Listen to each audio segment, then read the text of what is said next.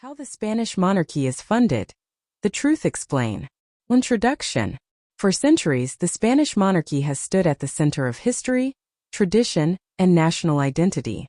But behind the royal palaces, official ceremonies, and public appearances lies a question that many people around the world ask. Who actually pays for the Spanish royal family? Is it the personal wealth of the king? Is it money from private businesses? Or does the Spanish public contribute to keeping the monarchy running? Today we are uncovering the truth behind how Spain's monarchy is funded, where the money comes from, how it is spent, and why this topic continues to create debate across the country. Stay with us until the end, because the reality of royal finances is more complex than many people imagine. Section 1. The Spanish monarchy today. The Spanish monarchy is a constitutional institution. This means that King Felipe VI does not rule Spain directly. Instead, his role is mainly symbolic and representative, supporting the country through diplomacy, national events, and constitutional duties. Unlike some historical monarchies where kings controlled enormous personal wealth and government resources, Spain's modern monarchy operates under strict rules and public oversight. The king's official role requires funding because carrying out royal duties involves expenses, from official travel and security to maintaining royal offices and supporting state ceremonies. But how exactly is that money provided? Section 2. The state allocation. The main source of funding. The primary source of funding for the Spanish royal household comes from the state budget. Each year, the Spanish government provides a specific amount of money, known as the allocation for the royal household. This funding is approved through Spain's national budget process. The purpose of this money is not simply to support the personal lifestyle of the royal family. It is mainly used to operate the institution of the monarchy. This includes paying staff, managing administrative work, organizing official events, covering some travel expenses, and supporting the daily activities required for the king and other members of the royal family to perform their constitutional responsibilities. The amount provided is publicly available, allowing citizens to see how much is allocated and how it is managed. Section 3. What does the money pay for? Many people imagine royal funding only covers luxury and personal expenses. However, the reality includes many operational costs. The royal household has employees who work behind the scenes, including administrative teams, communication specialists, security coordinators, and professionals responsible for organizing official activities. Royal engagements can involve meetings with foreign leaders, visits to different regions of Spain, international diplomatic events, and national celebrations. Every public appearance requires planning, transportation, security arrangements, and professional support.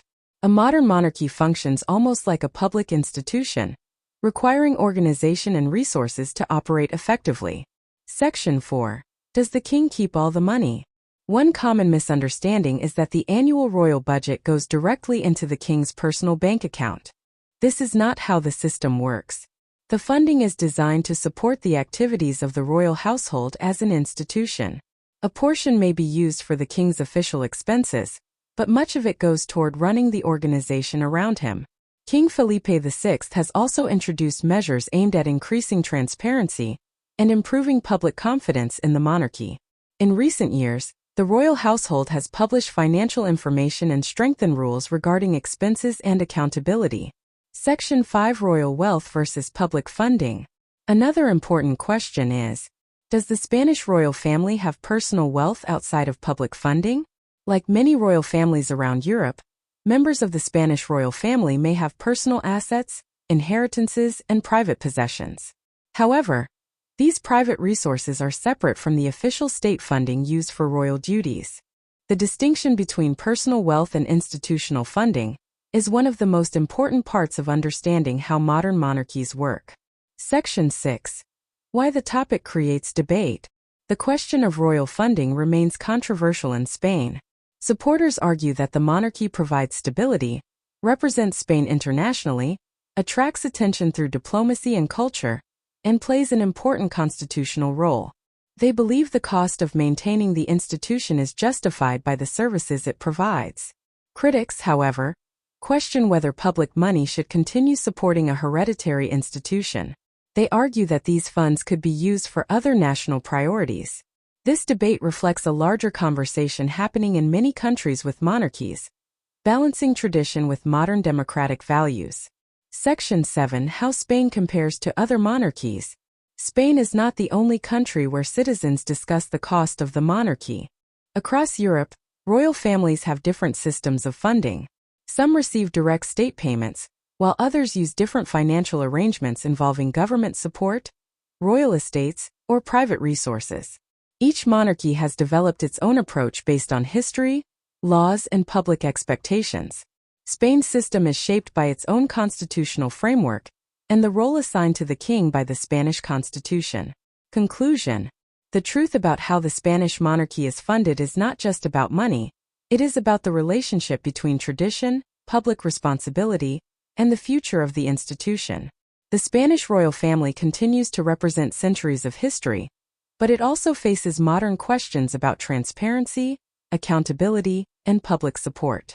As King Felipe VI prepares the monarchy for the next generation, especially with Princess Leonor becoming increasingly involved in royal duties, the conversation about the future of Spain's monarchy will continue. What do you think? Should Spain continue funding its monarchy, or should the system change? Share your opinion in the comments, and if you enjoyed this deep look into the hidden side of royal finances, don't forget to subscribe for more stories about the Spanish royal family, royal history, and the future of European monarchies.